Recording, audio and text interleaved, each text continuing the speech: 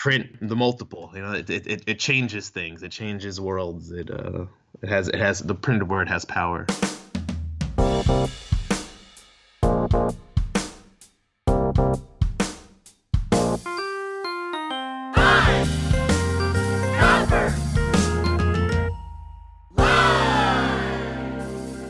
Hello, print friends, and welcome to the 40th episode of Pine Copper Lime, the internet's #1 printmaking podcast. I'm your host, Miranda Metcalf. I release weekly episodes with people from all over the print world doing something a bit beyond the expected. So if you like what you hear, please subscribe on your podcast listening app of choice. You can support PCL through our Patreon and our online print gallery. You'll find a link in the show notes to both of these. And so many thanks to those of you out there who have joined Patreon and purchased prints in the last few weeks. You all are amazing, stepping up during these COVID times. Printmaking forever, shun the non-believers. My guest this week is Raj Bunnag, a printmaker currently living and working in North Carolina. Raj makes large and exceptionally detailed woodcuts, which address the war on drugs, skillfully borrowing imagery from everything from the news media, his Thai roots, and 16th-century etchings by the likes of Pieter Bruegel the Elder or Francisco Goya. He speaks passionately and beautifully about using his work to exorcise the demons found in society and his own experiences. So, sit back, relax, and buy the ticket, take the ride with Raj Bunnag. Hi Raj, how's it going? Hey Miranda, how you doing? Pretty good, all things considered. Yeah, the world is a little topsy-turvy these days. It is a little topsy-turvy. I was thinking before we got started that I've never done this before, but the world is changing so quickly. I feel like I should mark the date that we're talking. Yes. And I should be like, so this interview was recorded on March 24th at, 6:15 p.m. Raleigh time. 2020. In 2020. Because, this is the first post-pandemic interview I've done, and the world is changing, and I'm sure that we're going to get into the ways in which you and your art have been responding to that. It's podcasting in our strange new world. And thank you, Miranda, for having me. It feels kind of weird that I would be doing this on such a big print podcast, because I am like very obsessed with I'm obsessed with the apocalypse from like, I feel like a scholarly standpoint. I don't like believe in any of it. It's just interesting. I just find it completely interesting how people can take, an idea, run with it, and then just like really include a lot of other people and just like, holy shit, this got crazy. Like, it's just, we have this pattern you can look through in art history and in history that like shows us, this like collective madness. I call it. Absolutely. I feel like just hearing you say that little bit, I feel like I've just had a light bulb go on to some of the aesthetic in your work. So we'll have to talk about that a little bit later on. But before we dive into the really juicy details, would you mind telling everyone, please, who you are, where you are, and what you do? So my name is Raj Bunnag. I'm an artist and printmaker in Durham, North Carolina. I print. I do mostly relief prints, liniocuts, but I do woodcut sometimes for bigger stuff, and then do screen printing. I teach. I was teaching at Duke Create. They had this really awesome art program that they pretty much like canceled all classes for the rest of the semester because of the pandemic. The Rona, and as they call it, I know, on the street, call it that Rona. But so I was teaching that, but I work on a farm also, and I just print. And I'm currently working on a series of prints about the war on drugs called March of the Drugonauts, fantastical manifestation of the war on drugs. Beauty. So tell me a little bit about growing up for you? Where was that, and what role did art play in your life during that time? I grew up in Montgomery County, Maryland, but also we moved a lot when I was young, and we lived all around the DC metropolitan area. And we eventually landed in a town called Kensington, which is kind of smack dab in between much larger suburban areas of Maryland. And growing up, art was an outlet for me to, I don't know, to entertain myself. We didn't have a lot of money. Both my parents were from Thailand. At the time, my mom, I think when she had me, she was going to community college and working in various kitchens and cleaning houses. My dad was a mechanic when in Thailand. Came here and was a mechanic. Worked for Goodyear for like I think about 30 years. And then so we moved around a bunch, and drawing was pretty much my way to make toys. Like I would create these, I'd see toys, I'd see different things on TV, I'd see different monsters and stuff, and I would draw them on paper, and then I would take that paper, I would glue it to a piece of cardboard, and I would cut it out. That cardboard sort of had a little heft to it, so I could move it around. I could stand it up with stuff behind it, and so I would just have these boxes of drawn monsters, and then that's it. It pretty much kept me entertained. And then in school, I kind of lost. It was kind of at the time no one nurtured it. I didn't know to nurture it or do anything with it. I just kind of pass through the system. Just kind of let me you can just be average, and here you go. Now you're out in the world. And then at one point I was like, I'm going to try to go to art school. I've been drawing enough, and I can be I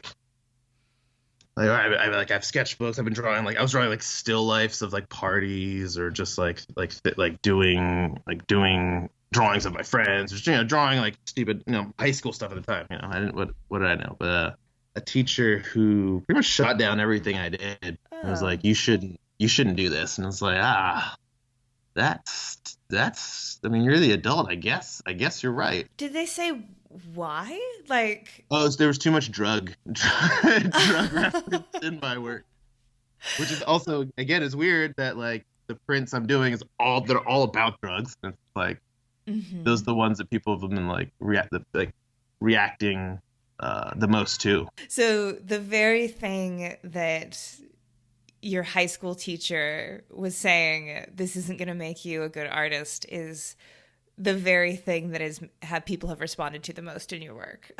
Exactly. Yeah. It's kind of I don't want to say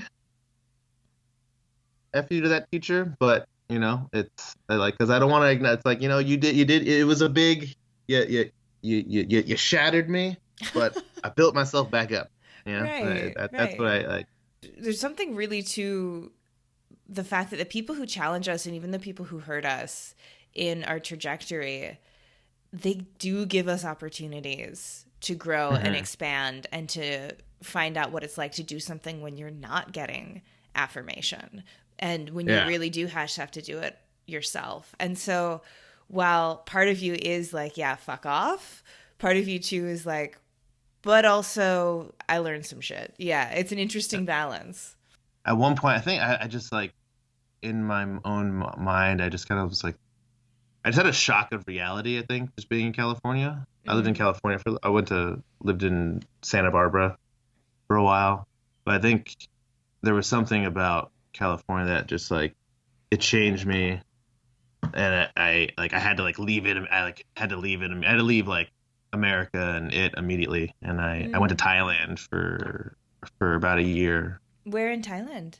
I was kind of all over the place. I was in Bangkok, in Chiang Mai. I was in Kanchanaburi, which is in the western part of Thailand. And then I spent some time at the beach, as everyone does when you go to Thailand. I saw that you were in Chiang Mai in all those dope print studios.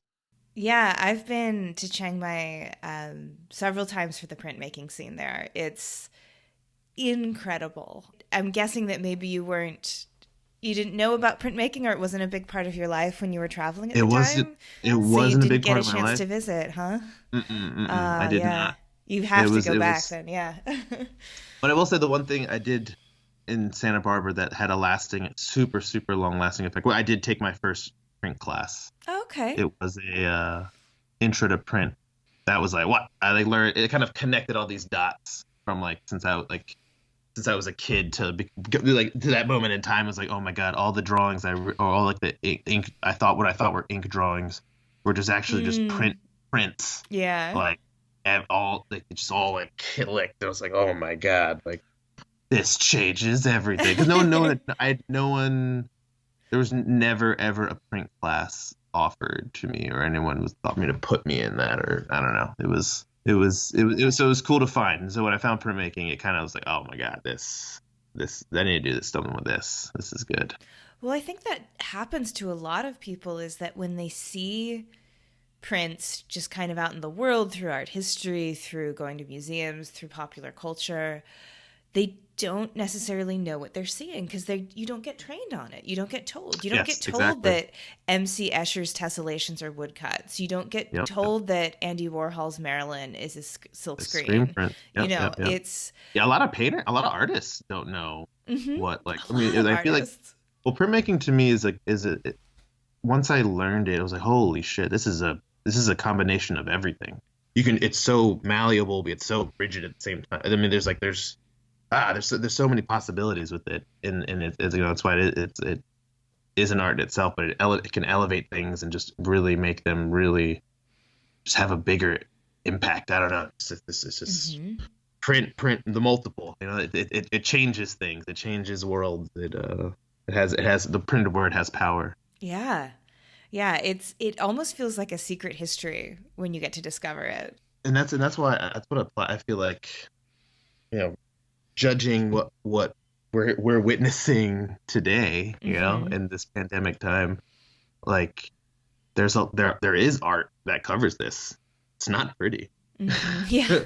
or times like this, or administrations like this, or it's these things exist in a visual context. We just don't. It's not as it's been hidden over the last couple years. It's which I feel is on purpose for the most part, but it's because it's a little too thought provoking sometimes. It just gets you want to keep people docile, show them some flowers, make them watch 2.5 Men.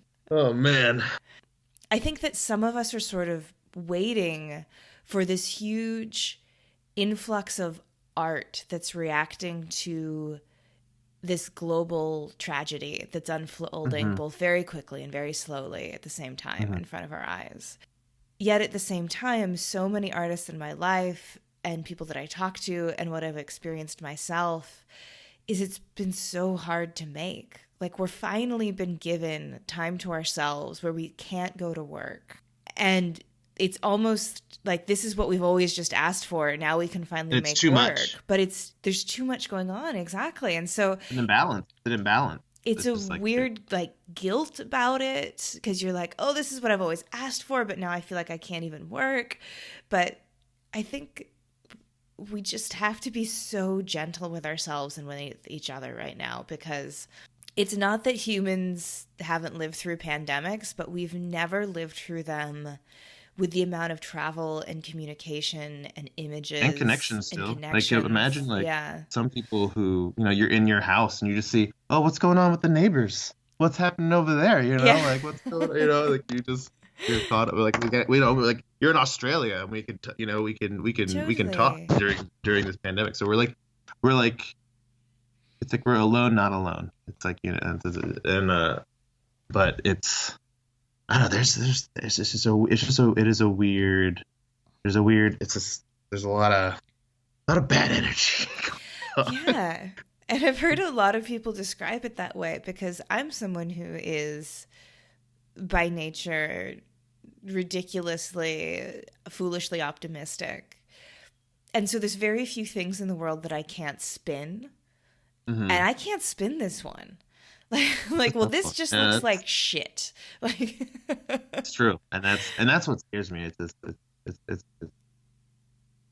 during this time. It is there are a lot of unknowns, hmm but there are like still good things happening. Like yeah. it happening while like one good thing. Like my partner, she works in public health, and she has been working hard to make sure kids are fed Oh during my this because gosh. she's a Yeah. dietitian for elementary school kids. So she's like trying to make sure the next generation is well fed during this time of pandemic, which is because that's some of the kids in the school she's working in only they get most of their meals from school, and so it's just Right. like like how can I be meh during this when like people are like doing stuff. That's another thing too, is like there's a lot of moments right now to do good, and it's like not that hard, and it's pretty, it's like we can do things to support people who are going through way worse, who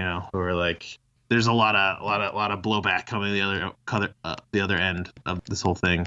I think it's important that we support people who are actively trying to keep those lines, supply lines, the medical, like doctors, nurses, grocery clerks, every like people are trying to feed us and take care of us. And Right.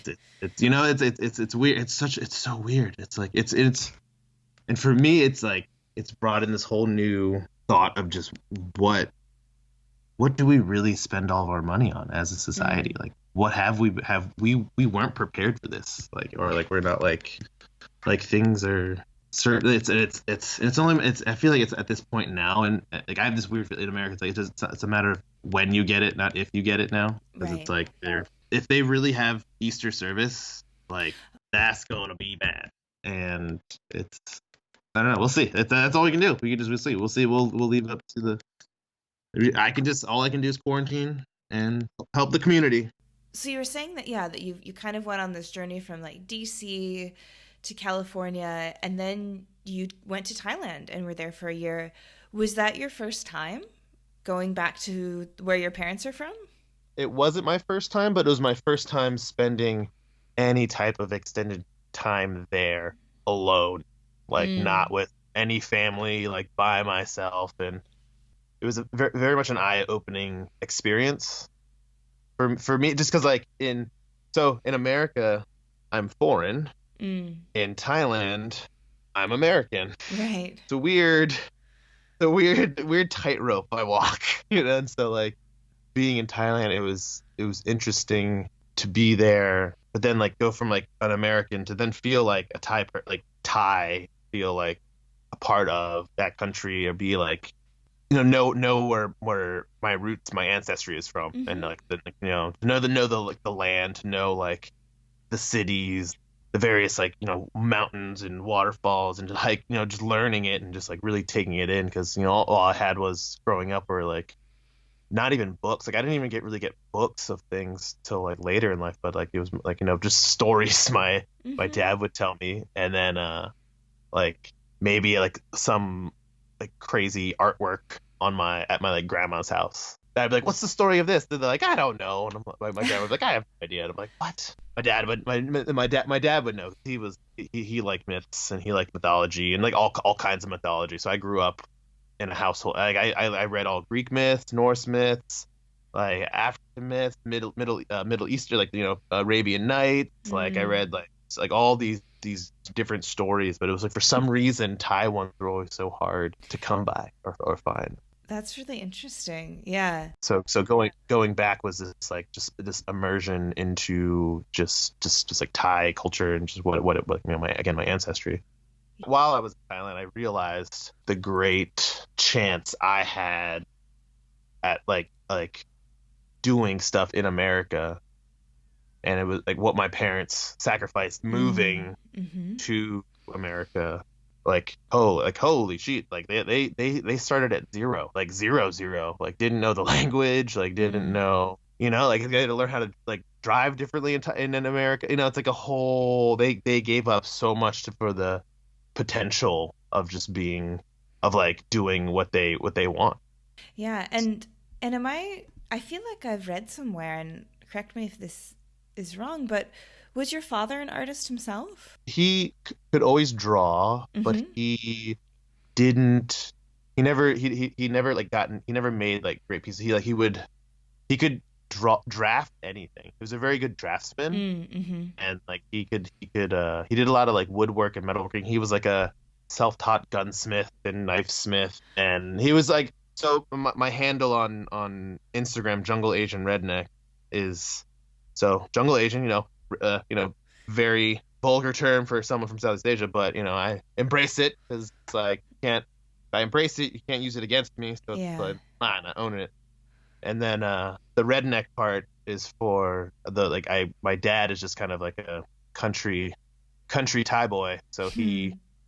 he taught me to hunt and camp and fish and track things and do outdoorsy woodsman stuff, cut trees, make snare traps, and like he was a jack of all trades, master of none. But I don't know, in my eyes he was pretty he made some pretty awesome things. Like when I was young, he would draw, like I could be like, "Hey, could you draw me like a seven-headed dragon?" And he'd like draw this dragon like super quick, and it would just be like, "Whoa!" Like Yeah. just be amazed, like blow my mind. And then he did a couple things, but it's weird. It's like over the years, like the things just like kind of they just like disappeared, got lost.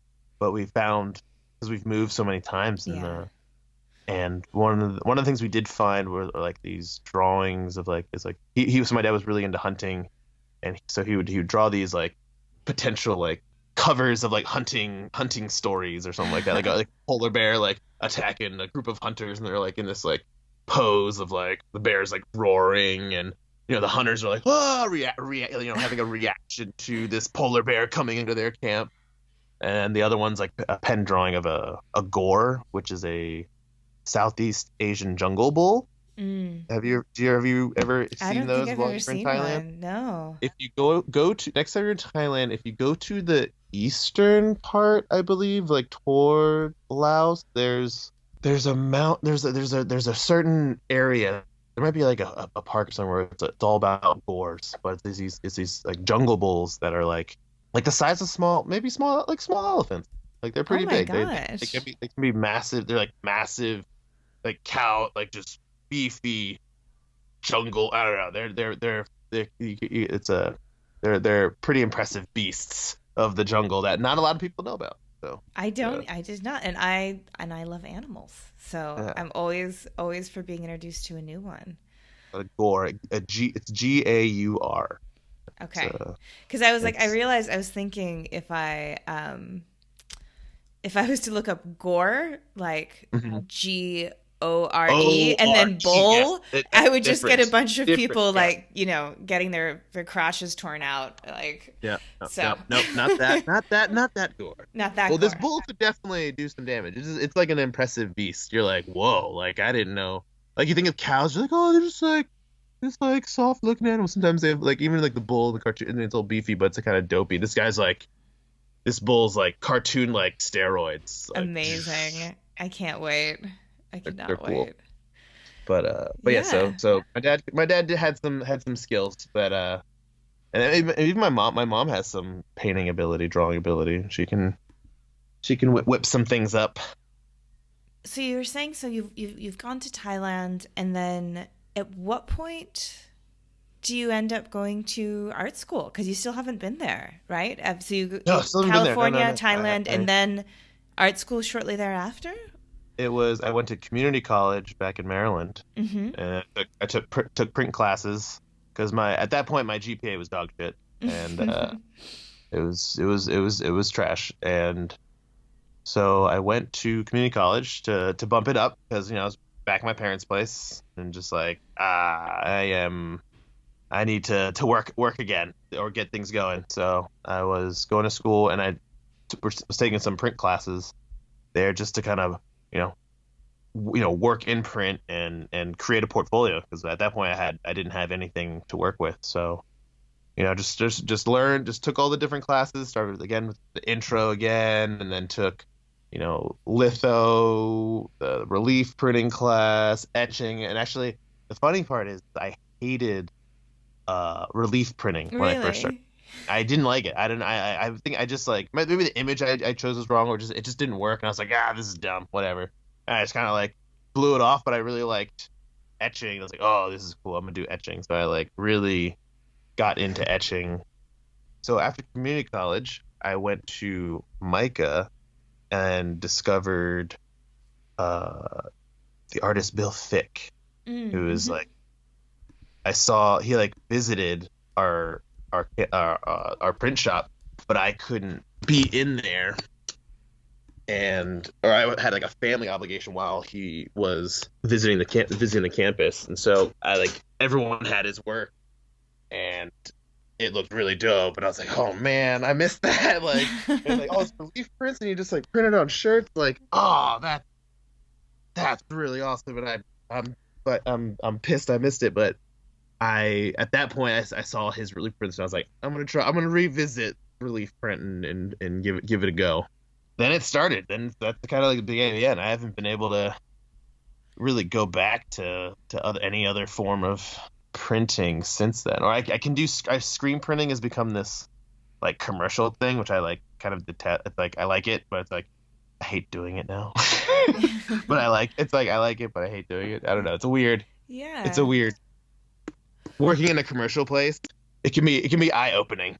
But so now you're I was going to say, so you sort of like you've rediscovered or really, learned about the magic of what relief can be. Yes. And now your current series is really these quite large linocuts, 43 by 23 inches, Hmm. and exceptionally detailed. They really have a Pieter Bruegel the Elder, or kind of a feel to them, or a Hieronymus Bosch kind of a feel. And of course, much, much larger scale than either one of those artists ever worked. And they're all a bit monstrous and a bit chaotic, and really all about the war on drugs, as you mentioned.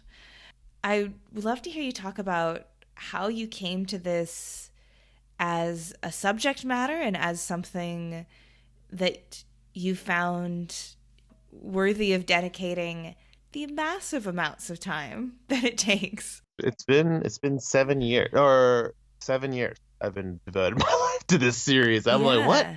How did that happen? There was a 2 year. One of the prints took 2 years because that was a bad 2 years. It was like it was early in Trump's presidency. It's like like I was just like mentally sapped. I just been like my energy was sapped, and then it came back. But so the war on drugs, it came from I don't know, it really came through my love of print history. It really started when I first saw Jacques Callot's Miseries and Misfortunes of War Mm. in person in this class called The History of Prints, taught by True Ludwig, who was my academic advisor at Mica. That class changed my life. It would really showed Mm. me A, what art history class could do, and B, the insane resource that museums actually are that we don't utilize as like a whole. Like and like we can see and like there's so much we can get access to that people aren't showing us. But through that class, I saw Callot's Miseries Misfortunes. The first print, I think it was the hanging. It's this giant tree, and there's just bodies hanging from it. And there's like you see there's a ladder leaning up against the hanging the branch that the bodies are hanging from, and it's someone they're putting up another one, and then there's a priest down there like giving someone their last rites, and then as you zoom out more, there's pikemen and all the different types of warriors dressed up on this like witnessing this day of like judgment for these people. Mm. And then from there digging more into seeing the disasters of war by Francisco de Goya, and then even more modern approach, the depravities of war by Sandow Burke. And these kind of like in all those moments they're very much of their time. What Callot was seeing what Goya was seeing, what Sandow was seeing, and it became important to me, this idea that the war on drugs should be represented in this way. I don't know. It was a weird. I know it sounds kind of like minuscule in times of pandemic, but if you think about it, like people who've experienced the war on drugs now experiencing pandemic, it's even crazier for them. Like the world is, and the war on drugs is kind of ongoing issue that has been going for 50, 60 years now, or long, 70 years now. So it's done nothing but weaken the systems. We're jailing too many people. We're not rehabilitating people. It's destroying communities. And currently now with the opioid epidemic, you're seeing suburban, rural communities now being ravaged. But you go back a couple years in like the 70s, 80s, and even in the 90s too, heroin was just rocketing, just destroying Baltimore. And it was beginning. It was in a lot of inner cities too. Like it did, not just Baltimore, but many inner cities were being affected by the war on drugs, but no one gave a fuck. And now with with opioids in suburban homes and rural areas, now it's killing like white kids. It's like, oh, we gotta get up and do stuff now, guys. It's like, what? Yeah. Guys, this has been an issue. In the drugs themselves, and I know it's making them. It's not even, I don't know, making them kind of silly. They're like almost like, clown car-y. I don't know. It's like that's what I like. What's going on in my head? Like all these monsters running around our world, just like destroying us, like to these like goofy, like it's just like, oh my god, because it's like they have that type of that effect. How and it's not just a United American issue. It's like it's an everywhere issue. Every country has issues with drugs. So it's just become this.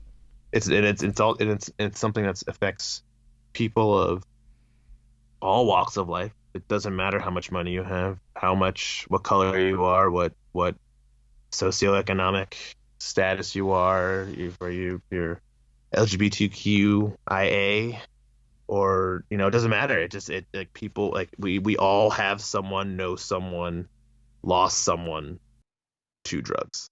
Like I describe my work as almost like a beautiful train wreck. Is that would you say it's like an appropriate statement? I think that is. Like it's like so chaotic, but I present it in such a way where it's like in this day and age, what I try to do is, if I can capture your vision for 3 minutes, maybe I'll take that this day and age, because with the way we consume media and consume things, we don't sit and appreciate, really take in visual or just art in general.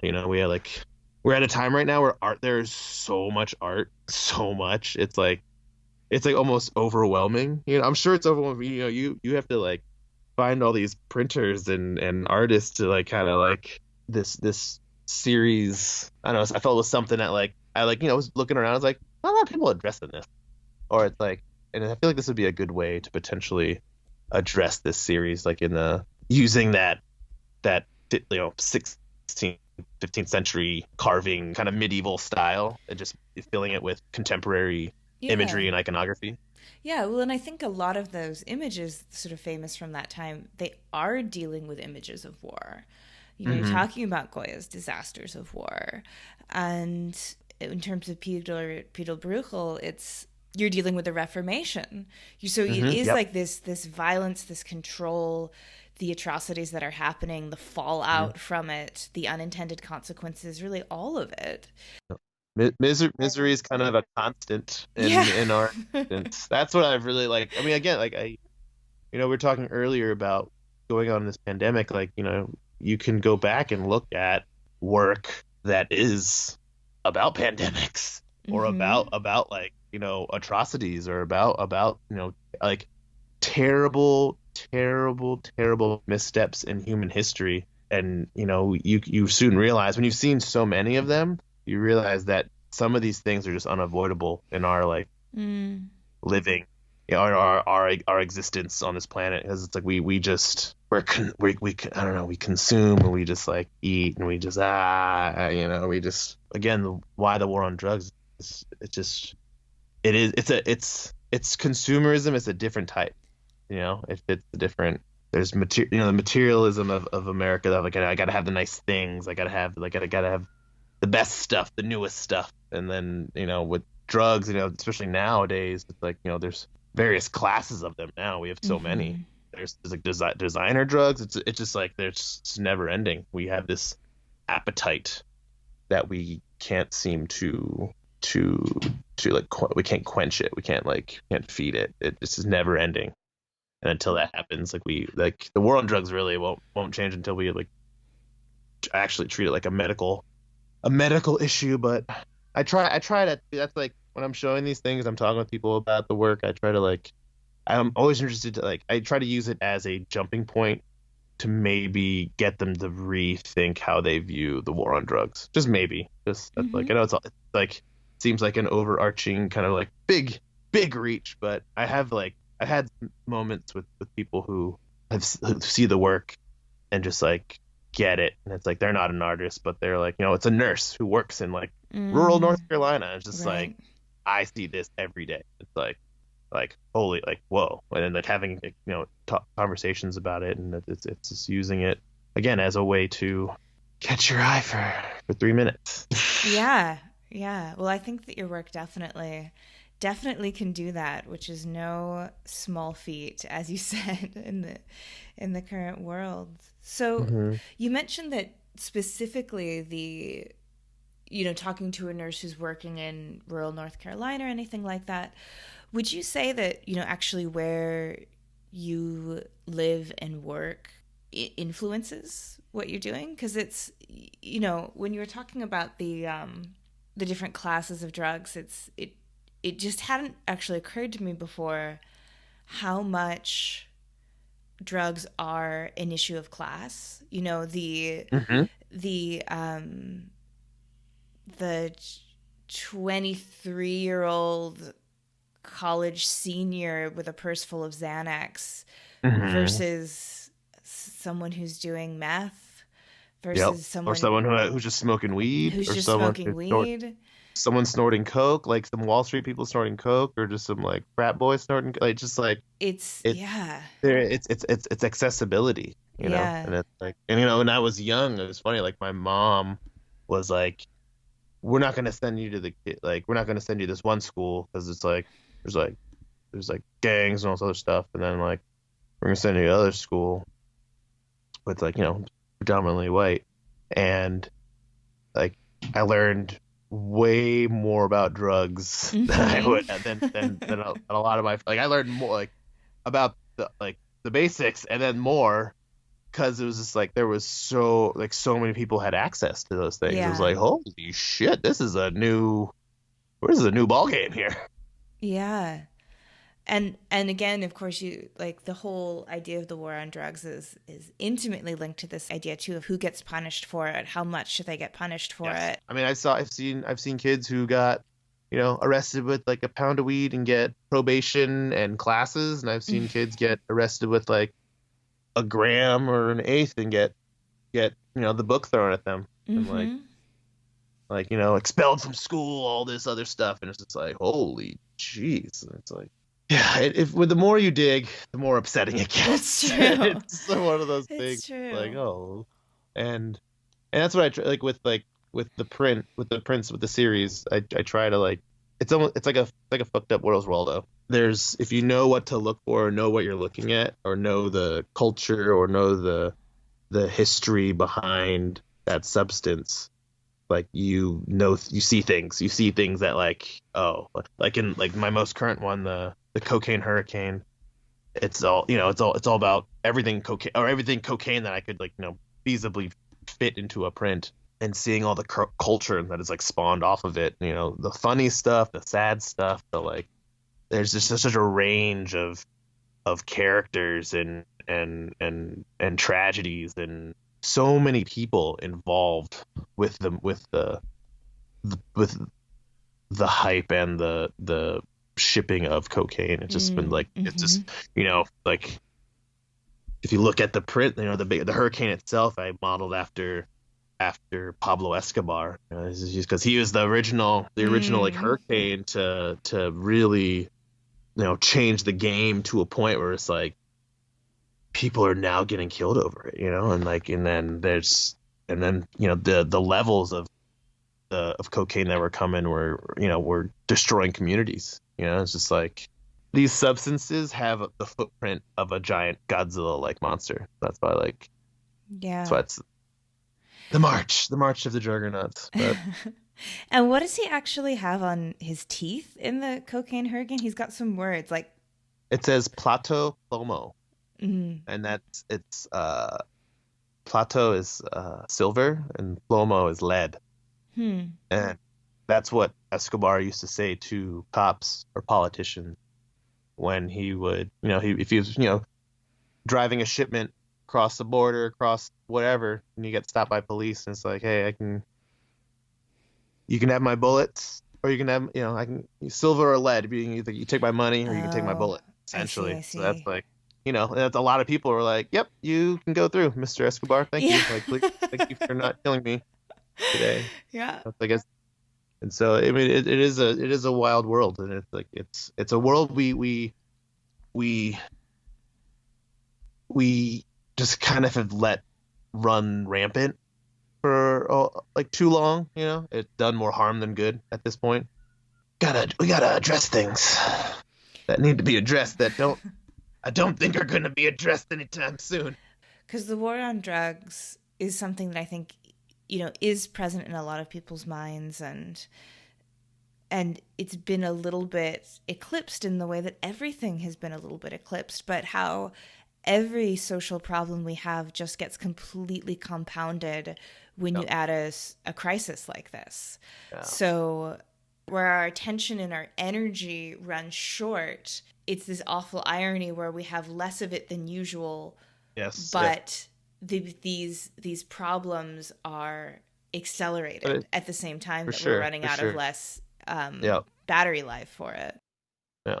But I think that there's one thing that printers, I think we have, like, across the board, it doesn't matter, like printers, we're just kind of like, we all experience our ups and downs in print shops, like we've seen like things come and then go, and seen things flourish, but then see things fall. It's like, printers are always, we keep going, we don't need this, like we can print, we can mass produce stuff, like, essentially on a whim. Like, I like listening to the Killjoy episode, and like I love her, like her work is amazing. Yeah. And it's seeing the posts of the liniocut stamped priority mail stickers, like that just reminds me, oh man, I need to load up on stickers. I forgot my say, like, damn, like this. The power of the multiple. We don't need a lot to make work prolific, or make it like get it out there, or get it into people's hands, or get it like, we will continue. Printers, we print through pandemics. We always have, we always will.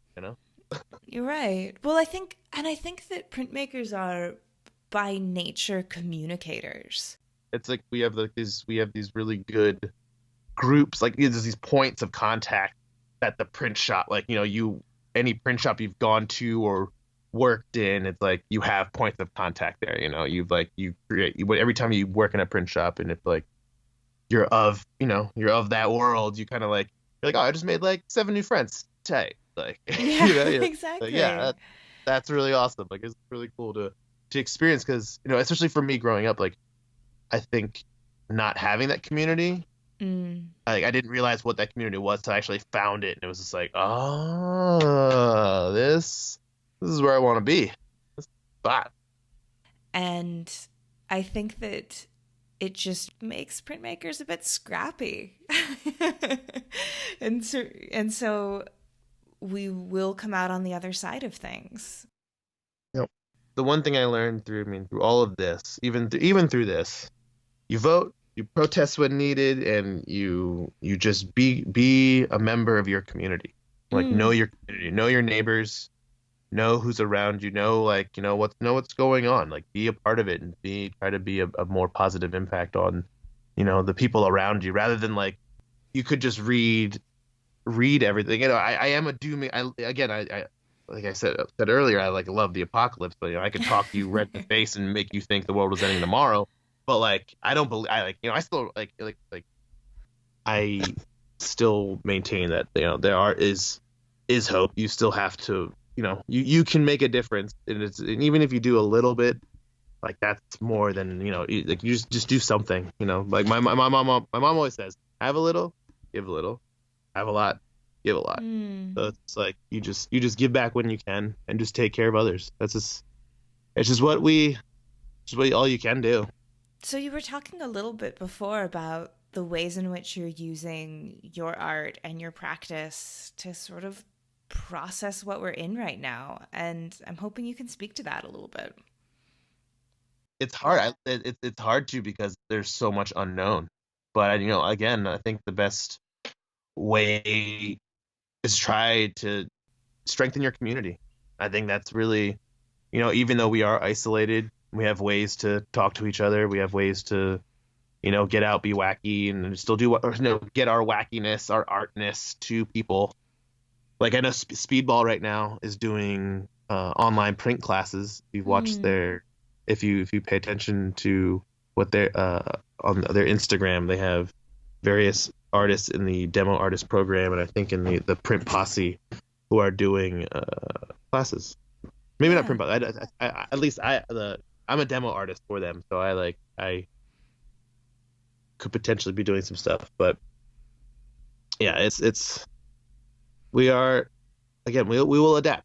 That's what we do. We keep going. We'll find a way to keep moving on and keep working and keep living. Absolutely. So where can people find you and follow seeing anything that you're doing with online classes, or see some of your incredible work, or maybe pictures of your dog? So you can follow me. My Instagram is at jungle_Asian_redneck. And then I have a website, Raj Bunnag, RajBunnag.com. That's where I have like my future exhibitions and current exhibitions and some of my most recent pieces. Well, thank you for joining me. Thank you for having me. It's been like an honor. I feel like the fact that you I followed your print podcast for a while, so it's just like, this is really cool. Like I need to get a more print podcast. And then you had reached out. Yeah, I know. It was funny. It was one of those things when I found your work, I was like, how come I haven't heard of this person before? These are brilliant. So I'm really excited. Thank you for reaching out. That's like, it was like a big part of 2020. It was just like, whoa. Good. I'm glad. Pine Copper Line wants to talk with me? Wow. I feel like we all need some highlights for 2020. For sure. Definitely now. We got to really, really, really, really celebrate those highs and like really, and be together. That's it. In order to be together but be away. That's totally. what I think. Totally. Excellent. Well, thank you again. Well, that's our show for this week. Join me again next week when my guest will be John Hancock. John is... Actually, if you don't already know John, you're just going to have to tune in next week. I'm not going to do a spoiler for this one. I think you'll see what I mean. This episode, like all episodes, was written and produced by me, Miranda Metcalf, with editing help from Timothy Pauschak and music by Joshua Weber. I'll see you next week.